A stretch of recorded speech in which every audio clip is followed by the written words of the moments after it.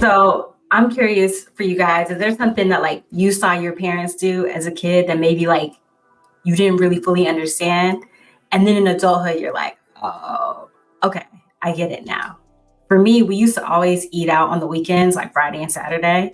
And which I didn't realize like other people didn't do until I got older.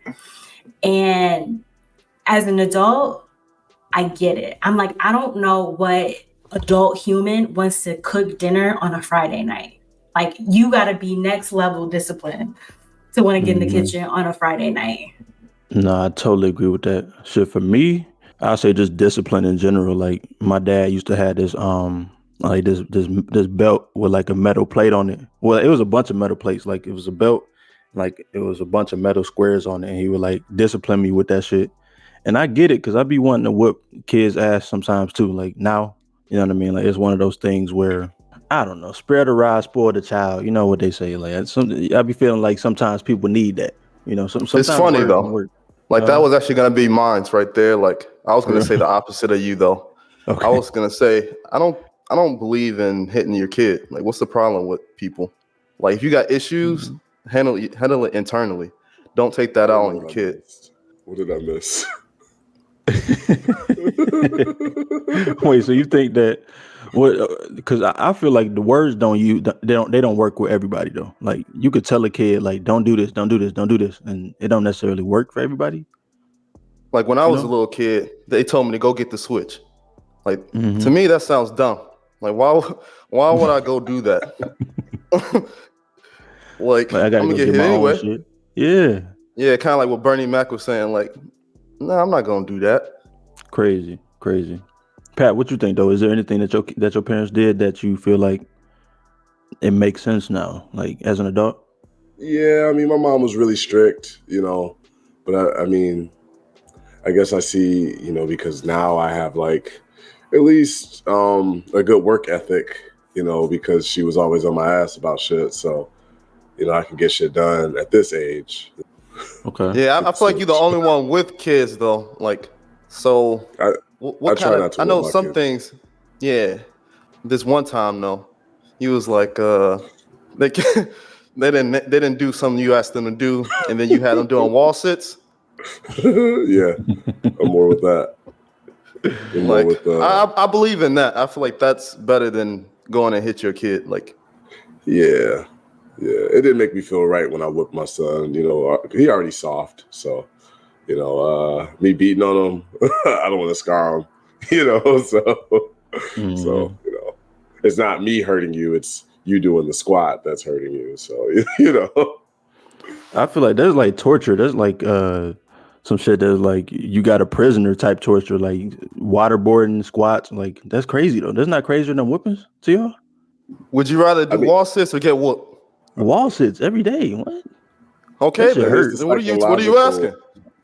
like somebody beating you. Well, you know what I'm saying? Like, I think it kind of fucks with your head. Like, yo, this person's supposed to be my parent, and you know, because think about how we felt when we was kids. I'm like, yo, laying there, don't move, move your hands, move your hand. Don't cry, because then I'm gonna keep whooping you, like shit like that. I'm glad our bathrooms had a lock on the door because every time it was on, like I just ran into the bathroom and just locked the door. Come out of there. I thought I was the only one who did that. No, I definitely ran to the bathroom and locked the door. It just stayed in there for like literally like an hour. For real. And then you poke your head out, make sure see if it's coast is clear. It's never clear. Never. Like it don't never work. Damn, dog. It's crazy how we be having the same experiences though. But hey man, welcome back to the Friends Podcast, man. Thank you so much for joining us. My name is Matt and I'm here with my two co-hosts. What's up, y'all? It's Jermayne. And it's Rod, and it's the Friends Podcast. Make sure you check us out. We're streaming everywhere: Apple Podcasts, Spotify, Amazon Music, iHeartRadio, and YouTube. Also, subscribe to our Instagram and other social media at the Friends Pod. Yeah, man. And I forgot to mention, we also have, you know, the one and the only Jizzle in the building, you know, Trick Jesus, Reform Trick Jesus, you know what I'm saying? Like we got him in the building. I still got to hear about this nickname. I don't think we got into it enough last time. Stop playing. Yeah, I had a time. What's up, y'all? It's me, Pat. Yes, sir, in the building today, man. So Shit, man. Let's go ahead and get into some topics today, man. What we covering first? Let's see. I don't know if y'all want to touch this Diddy shit. I Listen, don't want to touch I that. read the full 35-page transcript. Damn, for real? Okay. I did the court records. So Cassie filed a lawsuit against Diddy alleging sexual abuse, rape, sex trafficking, all the things. And I read the transcript. There were some interesting things that came out in that transcript. So she says that, she met Diddy when she was like 19, when she was with Ryan Leslie. And obviously he signed her to Bad Boy. He kind of like forced himself on her and would do stuff to like force them to be together. So he like came up with a fake event, a fake flyer for a promo event. So she flew to Miami so she wasn't with Ryan. And that's kind of when Diddy like put himself on her. And he like kind of forced himself into her life in a lot of ways. Eventually they get together. Obviously he is like 18 years older than her and Diddy. So she felt kind of, pressured to like be with him essentially. Mm-hmm. Some of the things that she says specifically in the doc, number one is that he would hire male prostitutes for her to have sex with. And he would want her to cover herself in oil. And he would tell her what to say to these guys. And he specifically told her to look for guys who were listed as like, big black. Yeah. So, yes, for like PG-13. Yeah, there we go. Do we want to stop and kind of cover some of this? Like before we go to number one. Y'all can tell me wherever. Yes. All right. So the beginning, Diddy, the way he courted her, they said he flew her out to Florida, made a fake event, and did things to always be around her. Do y'all think that's like right? Y'all think he did that for real? I'm sure.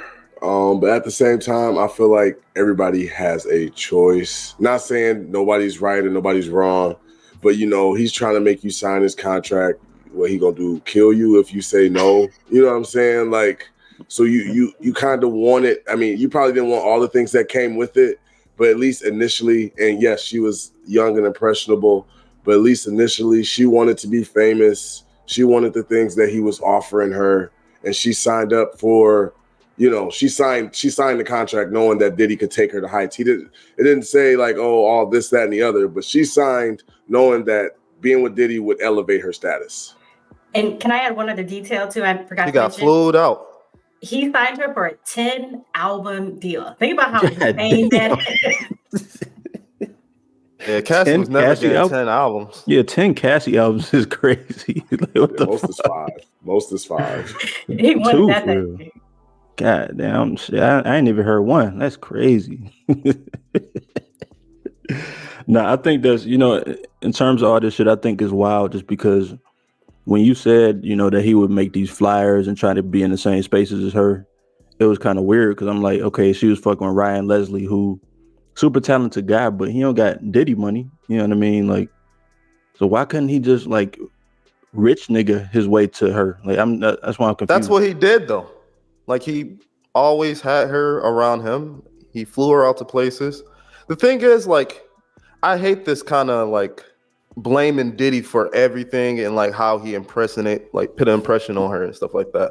Like maybe in the beginning, okay, like the flyer and initially how he met her, all that's weird, and she noticed those red flags. That's what she's telling us. So now it's like you can, after like your first initial reaction of this guy or who he was, you can start to step back. Like you said, she was already with a famous singer. It's not like she had a bad life where she was at, and like she could have just stepped away from Diddy and be like, oh, he's a weird guy. But I feel like she kind of did the opposite. Like she kept trying to get under Diddy and trying to further her career and blah, blah, blah. It's like, at what point is that your fault?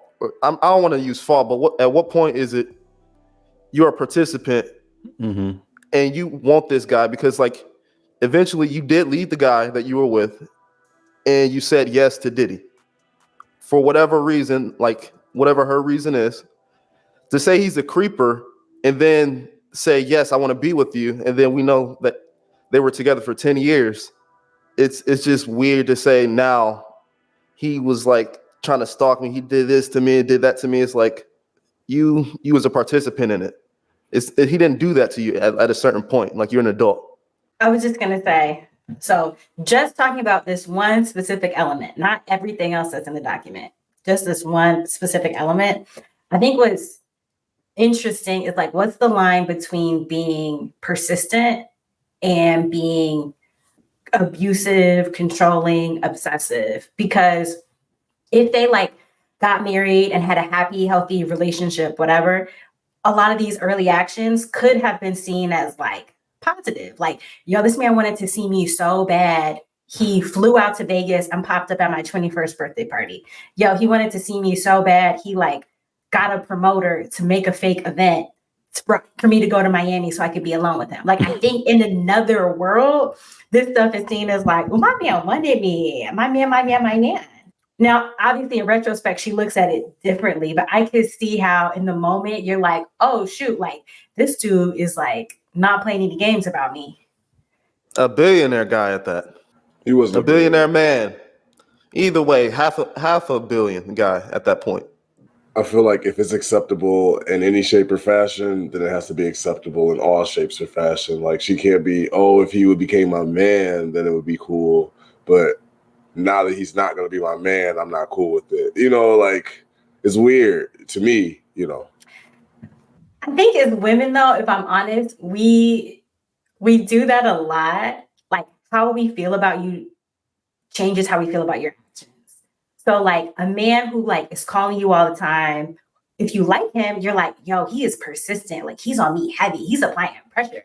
He's sending flowers to me. He's showing up at my job. Da, da, da, da, da. But if it's somebody you don't like, you're like, yo, he's a creep. He could be doing the same exact actions, but because you're not attracted to him, you don't like him for whatever reason, it's like, yo, he's a stalker. Like, why does he keep calling me? Why does he keep inviting me out? Like, leave me alone.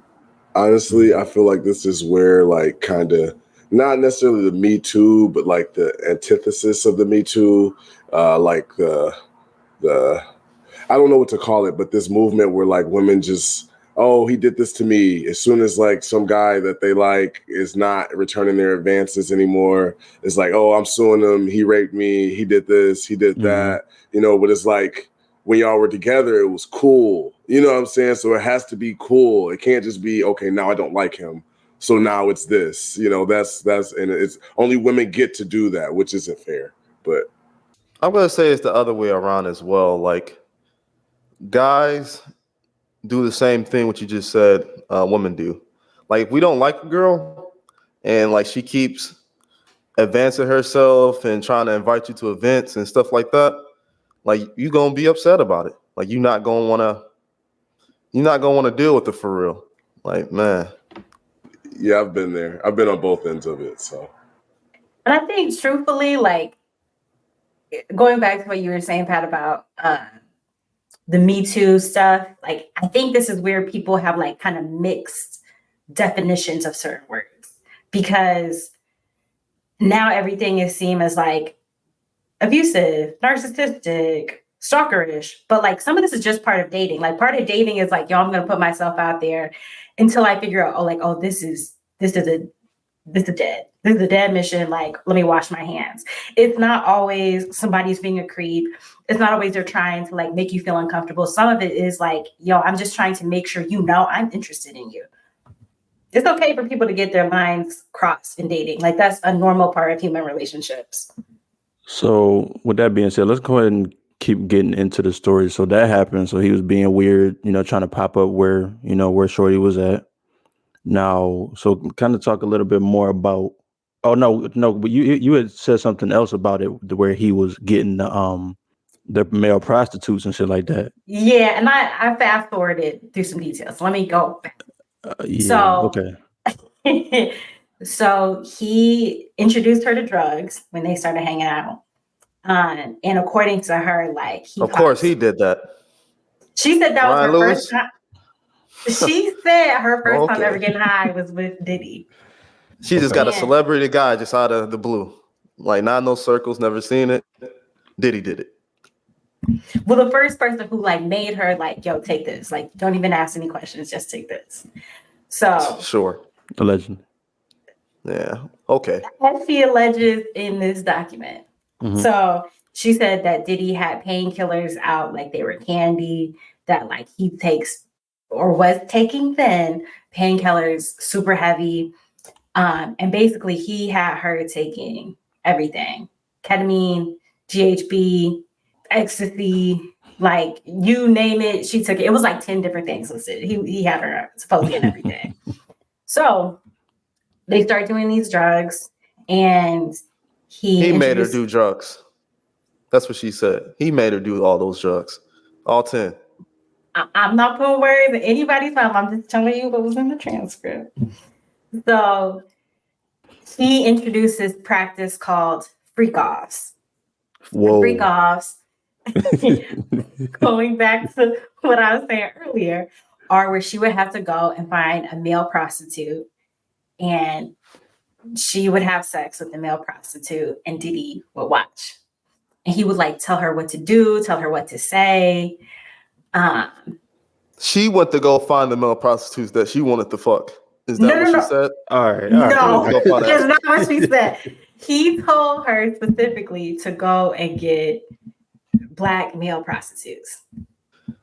So he told her to go get black male prostitute. That's what he told her to do. Yes. So she chose the man at least. I don't know. She chose the guys who she wanted to fuck. I can't say that. I can't put words in her mouth. But no, that's what the transcript says. I'm just reading it back to you. He just told her. I told her go get men, and she found some men to fuck. Like she brought them. Like she picked them. He just told her what to say in the bedroom. That's it. I'm just putting the facts out there. We can keep going. So yes, they would go to different cities, and she would have to look up a certain type of guy, and he would want her to cover herself in baby oil, and yeah, he would tell her, give her specific things to do to these guys.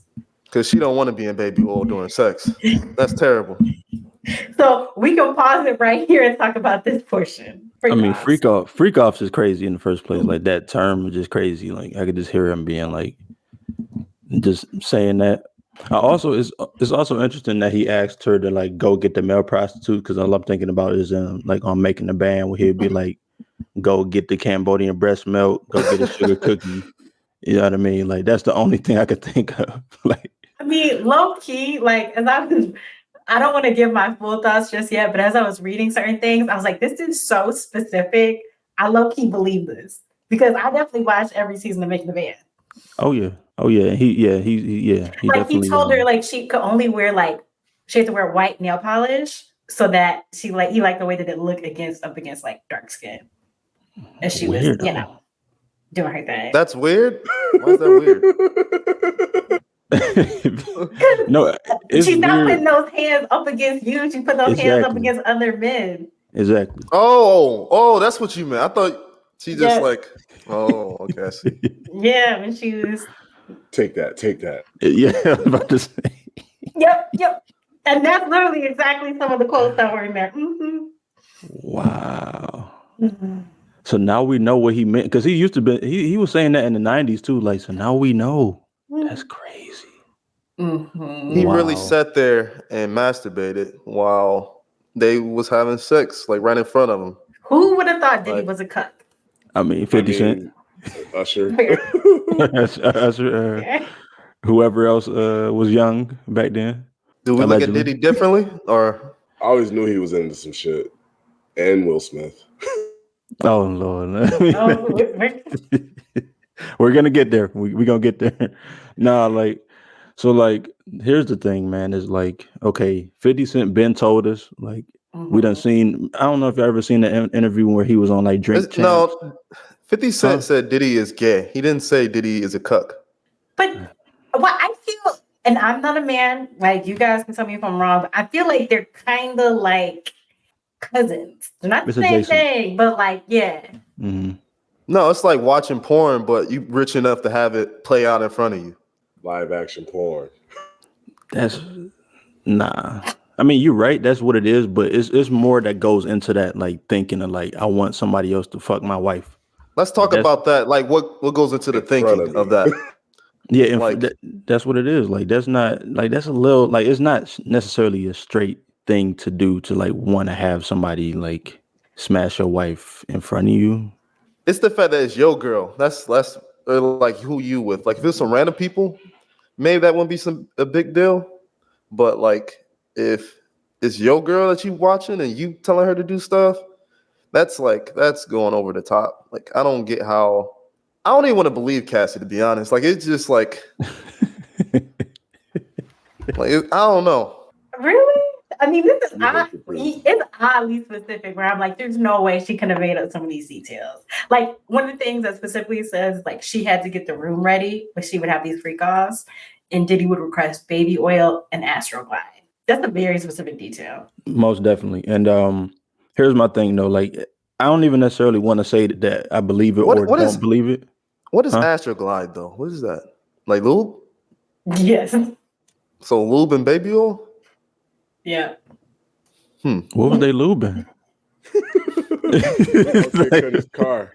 What about Kid Cudi's car? Yeah. Let's get into that. I was about to get to that. Okay. All right. So we'll move forward in the story. So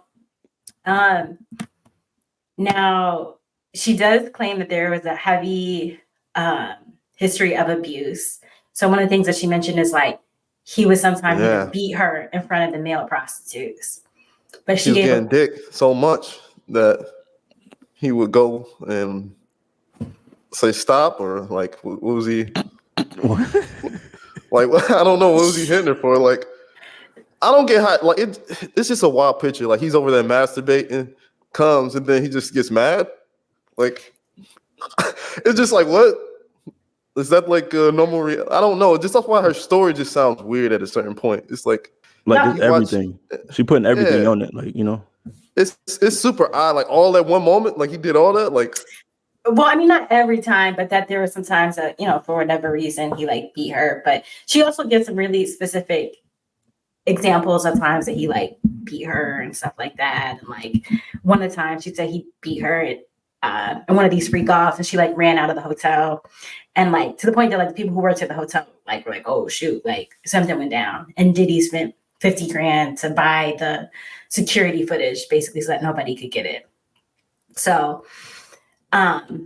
Deep. Yeah. And then at one point she like breaks up with Diddy and she starts talking to Kid Cudi. She goes and she stays with him at his place. And then she has to go back to Diddy for whatever reason. And he says something about like, yo, I'm going to blow up his car. And I'm going to do it when he's at home because I want him to know. And yeah, not too long after, Cudi's car exploded in his driveway. And he confirmed this. So. Not day and night. Me over day and night? Sick. Man on the moon. Really trying to put him on the moon. Sick. Do y'all know what happened on September 13th, 1996? Is that no? Beth? Yeah, I didn't want to say it because I didn't want him to hear this and be like, "Oh, these niggas slandering me." But yeah, that's what happened. Wait, what happened? Somebody died. Oh. Yeah. All yes. eyes on me. Yeah, somebody died, right? And okay, so let's break it down. So Kid Cudi said it's true. Yeah. Cassie said it's true. Yeah. So what reason would Cudi have to lie at this point? Like, we didn't even really hear from him like that. Like, he has no incentive to lie. At all. I mean, he might be high as hell off some crazy shit and maybe lying for that reason, but he ain't got no reason to lie. Junkies are the most honest people. You think so? I don't know. I guess probably so though. Probably so. But my thing is, okay, so if he carrying out shit like this, what you said 2012, so like let's hop back, like what was that, 16 years prior? Uh-huh. It's starting to make me think like, Which I have heard stories that, you know, he paid EPD. I've been hearing that. Mm-hmm. I just want to add in a couple other details not related to this that I have. I've been doing my surviving Diddy research. Okay. So here's some of the other things that are just interesting that have happened around Diddy. So obviously, big in pot. Then there was the death of Kim Porter, which said she died of pneumonia. Yeah. I saw a really interesting perspective that, if you look at the 5 people who are at the founding of Uptown Records, most of them are gone. The only other person who is left is Albie Shore, who mysteriously was in a coma for 2 months. And that coma happened after he said that Kim didn't die, that she was murdered. She didn't die of natural causes. This nigga the Grim Reaper, goddamn. When you see how many people around him have died, it's like, I got your son, nigga. Like, for real. And then, so, like, also you could talk about G-Dep, who I think he locked up for hella long. What's bro that died? Flavor in Your Ear, Craig Mack died. It's just a lot of death around Diddy. Yeah, I forgot about Craig Mack. That's another good one. Oh shoot, there was another. When him and Kim broke up, she started dating Jackie Long, and he said that Diddy was like sending him death threats like crazy. Like he went to the police and everything. And obviously she broke up with him. Another one of Diddy's girlfriends had came out a couple years ago and said that Diddy abused her, but the Asian one. Oh yeah, I remember that. Yeah. Kim Porter one time randomly showed up, like they were in Ibiza, and she had like a broken nose, and she said that she hit herself when they were in a fight. That she broke her nose when they were in a fight. Hey, listen, all I'm gonna say is somebody check on Carisha, man. Somebody make sure Carisha good, because goddamn, I don't know. So like hearing all this shit, does this make y'all feel any type of differently? I know we talked about it a little bit earlier, but like, does it make y'all feel differently about Diddy and the icon and cultural? Somebody check on Saucy. Check on. Wait, what he do? What happened with? I don't know what happened. I mean, supposedly Saucy is his real person. It's not Carisha. What? That's one of the rumors out there. It's one of the rumors is that Carisha is a cover up for him being with Saucy. That's what academics said. He would say that. He definitely would say that. Yeah, but so how do y'all feel about Diddy at this very point? Like, do y'all even give a fuck about him? Do y'all even hold him in that regard at all? Or like, how y'all feeling about it now? I mean, personally, I've been off Diddy for a minute. I think as I've gotten older and understood like some of the contract games that he played with his artists, and the fact that most of them, pretty much all of them, have ended up in bad situations, it does have to make you look at the person like, yo, why have you had all these talented people who've worked with you? And the vast majority of them end up in less than ideal conditions. And, you kind of got to look back. So from that, I already was off Diddy, but this just kind of confirms that I'm like, yeah, I'm good. And I'm personally am one of those people that like, I can separate the music from the artist. Like, low-key, I still play R. Kelly because I think that you can still be talented and be crazy. So do I think he's talented musically? Yes. And would I want to be in a room with him? Probably not. No. Or be in business with him? They said his allegations. That's crazy to say. Well, I want to be in the same room as R. Kelly. Like, I think that's a concert. Why not? Like, I wouldn't mind saying what's up to R. Kelly. Like, he made some of the best hits in the world. Like, but I was just getting at like, Diddy might be trying to put you to work.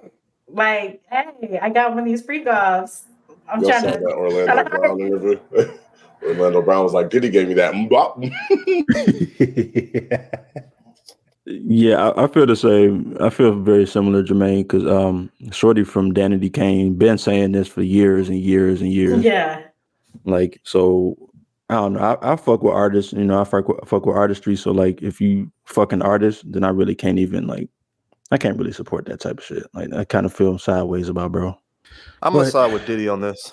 Like, people don't read their contracts, and people don't get lawyers and proper representation, and then they want to talk about how they was in a bad situation on something they signed. When I don't get like pointing a finger at Diddy over those contracts. Like, most of his wealth is not even from music. It's from like his liquor deals and stuff like that. That's true. You're right. Yeah. So I don't see, like, you can't like look at a $1 billion man and be like, oh, he got all this money and that. It's like that most of his wealth ain't even from your music. Like, that might be a portion of his wealth, a little portion now, But like I feel like they're just looking at him and like they got somebody to blame because of who Diddy is. And I don't like that. Like you're an adult, you could have got your lawyer to go look over your paperwork. At a certain point, like you hear about Diddy and you see other people how their contracts went, and you're still signing, Right. even after you see other people and what they're saying. Like you chose to sign that contract. Like that's not Diddy's fault. And also like all these deaths and conspiracies around Diddy, like, oh, Diddy was around everybody dying when they died. It's just like That sounds pretty. people die. Like there's a lot of people that we have or people that we know and family members die. Like every single death happens to be because of Diddy. Like that, I don't understand like the correlation in that. Like that's a wish trial right there. Like I don't get why you're trying to put that on Diddy. I'm gonna keep playing the Love album. It just came out. I'm gonna keep supporting Diddy music. It wasn't good. I'm glad they settled. Cassie got the payment that she wanted. I'm glad it seems like to me, it wasn't even about like putting this man away because he's an evil person. It was just about, I'm trying to get a financial gain out of this man. And I'm willing to do and say anything to smear his name. It seems that way because she definitely settled pretty quickly. Like it hasn't even been was it 2 or 3 days? And it was one day, 24 hours. Mm-hmm. God damn. Yeah, so yeah, it could have just been about financial gain. I do agree with you there. Yeah, she just wanted her money, but at the same time, I don't think she was lying. I don't either. I believe, having read it, I believe every single thing that was in there. Like we can debate about, if Diddy was trying to kill all these people. Like we can debate about that. But I believe her to be, I believe her story. I don't really see, I don't know. I believe her. I think it's big that she came out and said something because like Diddy is probably not somebody that most people would want to speak out against. I'm really curious though to see like what comes from this. Like, do other people start coming out with stories about Diddy? We'll see. I mean, some people already did. It was Young Jock. Azalea Banks came out with her own story as well about Diddy. People spoke out about Diddy, but like nothing sticks. Like it's just them just talking. Well, the other thing too that I will say is in terms of like how we interpret them settling so quick, like, yes, it could be her being like, okay, I'm happy with this dollar amount. And I got the chance to like tell my story publicly. It could be that. Or it could also be Diddy being like, oh shoot, like this story is picking up steam really fast. It's all over the place. Everybody's talking about it. Like I want to shut her up as quickly as possible. And it could be a little bit of both of those things. Like we'll never know. Yeah, people were saying like, oh, he don't want the discovery to come out, so let's go ahead and just, wrap this shit up. You know what I'm saying? We don't got to learn too much more about it. Just have your allegations be out here. We're going to settle this shit. So, yeah, I think that is what it is. So we can go ahead and wrap it up on that topic right there. But let's talk about, I don't know how y'all feel about this. I kind of feel like this is true though. Like, I feel like, Diddy went and got him a hot 19-year-old Cassie, you know what I'm saying, from wherever the fuck she from. I don't know where she from, but do you feel like men go for looks, you know what I mean, more than women? Because I do feel like we are kind of more like superficial when it comes to that, where it's like, oh, if she bad, then like, yeah, it's a definite. I don't know if women look at it that way. So how do y'all feel? Do y'all feel like that too? I mean, I'm going to say I feel as though it just depends on your situation. Okay, what do you mean by that? Like your situation, like if you can get a bad one, you gonna get a bad one kind of shit? Just more so like, okay, you say, do men go for looks? I mean, like a dude will, be drunk and just fuck anything. You know what I'm saying? It just depends on the situation, And a woman, she gonna go for, I feel like she gonna go for opportunity, a dude that has more opportunity. So I feel like women are less inclined to care about looks if there's a better opportunity. And I feel like men it could go either way. You know what I'm saying? Just depending on the situation. I think I mentioned this before in the pod, but women definitely don't care about looks to the extent that men do. Like obviously you don't want to be with somebody who looks like a toad. Like you want to be attracted to the person. But I think the way that men think about looks is totally different than the way that women think about looks. Like I think for women, what makes a man attractive is like the whole package. It's like, okay, what's his hair look like? how does he dress? Like, how does he carry himself? Does he have swag? Is he, funny? All those sort of things. Does he smell good? Like that can take somebody from like, all right, he's cool to like, oh my goodness, I think he's the sexiest man ever. I don't know. Because I feel like the things that I look for in women, like, yes, looks, but there's also other things, kind of some of the things that you mentioned, like personality, sense of humor, music taste. There are other things that I consider, but I don't know if I would say like looks is the most important. It's pretty high up, but I don't know. So then let me ask you this, because I think this is how I see it that's different than men and women. Like if you met a woman who was a 4, could her personality and maybe her style or whatever other things you measure on, could that take her to like a 6 or a 7? We talking to Michigan 4? We talking to LA 4? A Michigan 4. Ooh. Good old Midwestern 4. A Midwestern 4. Oh no. That's a good question. See, I feel like this kind of leads into that other topic, like Oprah. Okay. Like Oprah having all the money in the world, and she wanted me to, like, I think Oprah is like an 8 or a 10, really a 10. I'm not gonna cobwebs. Like, I'm gonna go for Oprah. Like, I'm gonna boost her up because of her success. You're gonna give the big O, the big O. Oprah got it. Astroglide. Okay. I mean, there are things that, because I feel like the score, that out of 10 score is not just looks, it's everything. So yeah, technically it will bump it up a little bit. If she had a great personality, I will say that. But how much though? Like, is it a 4 to a 5? Or because the difference with like women is looks wise, a man could be quote unquote below average, but all his other characteristics actually make him high up on the scale. Versus men, I don't feel like y'all give as much wiggle room. Like I think you could be a 4 in looks, but maybe go up to a 5.5. I don't think you're gonna be like, oh, the girl who's a 4, she's a 9 because I found out she's smart and kind. Like, no, yo, no, I don't give a fuck about that shit. I don't know. Especially if we both got money. Like, why do I care about that at that point? Yeah, that's why I said it has to be something ridiculous amount of wealth, like Oprah. Like, okay, like I'm gonna go ahead and settle. Whatever she want, it is what it is. Listen, man, I'm gonna say this, man. As long as you're 300 pounds and up, I'm on you. I'm on your ass. Really? I'm bullshitting. This is for content, guys. I'm bullshitting. But like, but right, did you even really weigh in on that? Like, so how do you feel? Like, do you feel like men are the ones that like, oh, that's all we go for, is like, oh, this is just looks? I mean, I think that men do typically look for looks, like somebody that we're attracted to. But I also feel like dudes, if you're like a lot of dudes, like if you know you're not the most attractive, you're not really gonna like go for the most attractive woman. Like you're gonna start to like pick someone you feel is like at least like sort of equal or like a little bit up. Like if you're an ugly dude, like you're gonna go and get someone that you feel like you can get.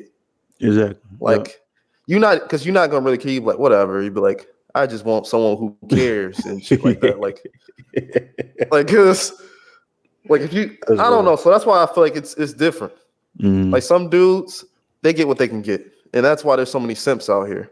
Like they're gonna start flashing their money around. They're gonna start offering just whatever they can offer. That's what ugly niggas do. That's all they can do, for real. That's what makes them a 10. You trying to say something? It's okay. You like big girls. That's cool, bro. Like, relax. Nah, it's funny that you said this, because I had seen the story today about like a serial killer, and that was his problem, is that he was shooting like too high. Like he was shooting like way too high, and like girls kept rejecting him. And then he had just went into the LA Fitness one day, and like he had enough. And like I feel like that's the thing. Like we really need to stay in our lane in like a lot of different ways, in our tax bracket, in our sex bracket. Like we kind of have to stay in our lane. That's kind of how I feel about that type of shit. I need you to give more details about this story. Wait, what? Is this like a recent thing? I think it happened in like '09. Like that was really it. Like he just kept like he was single and lonely, and he kept shooting for like the baddest ones, and they would keep rejecting him. And then he had just had enough one day, and he went into LA Fitness, and you know what I'm saying, he did what he did. The original incel. That's what it was. Like, cause he had a lot of those incel like characteristics, but that was before the incel like thing came out. You know, so it's like I feel like that might be what breeds incels though. Like the fact that people go for people that's like out of their league, quote unquote. You know Yeah. what Do I you mean? feel like that's kind of messed up that people view each other and we ranking people now? Like talking about out of the league, and anybody like think that's kind of fucked up? Like the way that how we talking about it and how people view like how someone looks and I giving feel them a like number. you should never view somebody out of your league. I feel like you can get anybody you want. Pat, I remember you told me that like over a decade ago, and I never forgot that shit. It's real. And I do think that's real, but I also do think That's what there's you some never people. forgot back in the day? That's what you remember? I remember him telling me that. I remember that because that was just such an interesting thing that I never heard nobody say nothing like that. Have confidence? That's basically what you boil it down to, like have confidence. Yeah. That's what I I, boil that down to. I feel like shit. Like I feel like I'm just a realist. Like I'm not finna go get no goddamn. Like I can't. Like I just don't have. We don't have the capacity. Like I cannot do this shit. You know what I mean? Like so there is. I just feel like there is like a realistic level of like, okay, this who I You can feel like you get. can't what? What you didn't even finish the sentence. What you feel like I'm you saying can't like do? there's certain women that's just out of my league, whether it be looks wise, whether it be monetary, what they want wise, like that just is what it is. Unless I boss my life up in some type of way, like that's how I look at it as a reality thing. That's crazy. As a woman, I don't think that's crazy. I think there's a big difference between like, in my opinion, like confidence and just being like delusional. Because as a woman, when like the crackhead at the gas station is like, hey girl, hey, it's like, come on. You gotta know there's no world where me and you are a match. No world. So like I think should be a healthy amount of like realism in dating. But I think that those situations are like usually in the extreme. The thing is, though, I feel like there's a lot of women today who are delusional, like of their ranking and their status. True. Like there's a lot of women that like you can look at it like on dating shows. Like we talked about, old girl who do the streams, like Kendra. All of them talking about, hey, I want this number, I want this kind of guy, and blah blah blah. Mm-hmm. Like you can see the delusion that comes from majority of women. Like they feel like if they have big ass, big boobs, and they go get these BBLs, so, like that's gonna put them in the category of majority of niggas can't fuck with me no more. Like all of a sudden, like once they do that, then they're talking down about people that are in the same tax bracket that they are. Yeah. And they think they deserve a certain number just because they have big boobs or a big ass. And that's exactly what I'm saying. Like, I think we all need a rational dose of reality. You can be confident, but you also need to live in the real world. I remember there's a girl from college. We lived in the dorm together freshman year. And she was not a small girl. And she was like very plain. She like didn't really wear makeup. Didn't ever seem to really have her hair done, like couldn't really dress, smart, but always had a bad attitude. Like, damn, you going in. Right. Like, goddamn. Do you hate her or something? What's going on? No, I'm just trying to be like, once again, being a realist.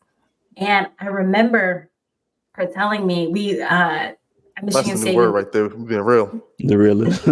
Like being realistic. We lived in the dorms with the football players.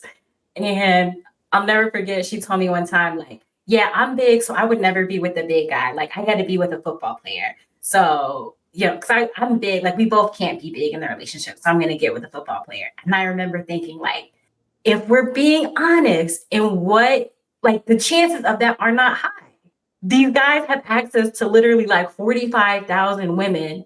Like, you're not even nice. You're not even nice. Your chances of getting this it's not good. I gotta ask a question though. Did she get close? Did she talk to some guys or? Do you know? Not that I remember. Definitely no football players. Damn. No, if she just wanted a nice guy, like, yeah, you can get a nice guy and you can get somebody that is attractive, but to specifically go for like this type of guy, it's like, all right, you're in some real rarefied air right there. So she wanted a football player because she didn't want a big guy? Like She wanted somebody who was like cut, like in really good shape. she wanted a really muscular guy. Yes, she wanted a And muscular. she was not in shape. No. She wanted him to be muscular, and obviously, like, football players have clout. So she wanted the clout, and she wanted the muscles. You see, that's that delusion I be talking about right there. It's like, have you dated anyone like that? Like, it's just delusional. Though. Probably. A little She tummy gonna find tuck. her, man. You never know. She gonna hear what Jermayne said about it and be like, oh, word? let me hit up Nordstrom. I think she did at some point find some man, and he was a cool guy, if I remember correctly. And obviously this was like 10 plus years ago. I think she did find a boyfriend, and there was nothing wrong with him. He was a nice regular guy, but he's talking about a football player, a Michigan State, a Big Ten football player. Girl. She actually did find like a muscular guy like that she was looking for? No, he was not muscular. He was just a nice guy. A nice, normal guy. They made sense together. Like he was just a skinny dude? Like this normal No, white guy? he was like a little bit bigger too. But I don't know why y'all acting like y'all ain't never seen the skinny dude with the big girl before though. Like, let's be for real. But we're not. Do you be hating that? You said what? You hate that? Like when you see it? No, I'm just saying like y'all acting like she can't never that's never possible.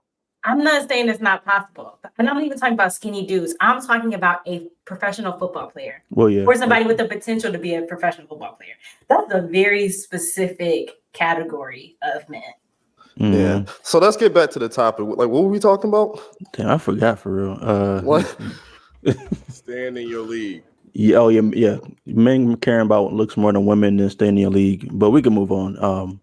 I know the last topic we have is the rappers and athletes jumping into podcasting. I don't know if we want to hop into that right quick or how y'all feeling about it.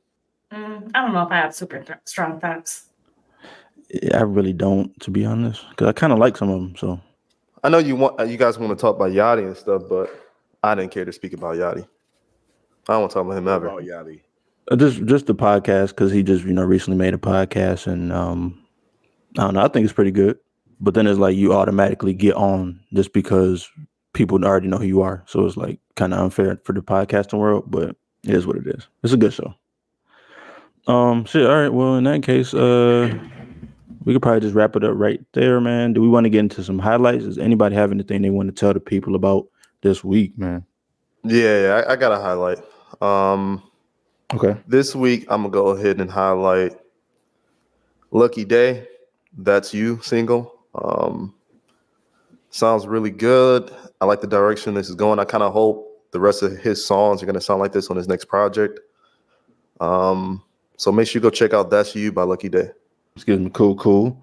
Man, let me check. Let me highlight Mr. Eazi, man. Mr. Eazi is a artist from Nigeria. He just dropped a new project called The Evil Genius. So definitely check that joint out. It was definitely some good Afro beats vibes on that joint. So check out Mr. Eazi's The Evil Genius. What y'all got? I got two real quick. In honor of Scary Hours 3, I was just like going and playing some older Drake stuff. And one song that I just had to bring back up was Jungle. Great song, but no. Was Talk to Me with Drakeo.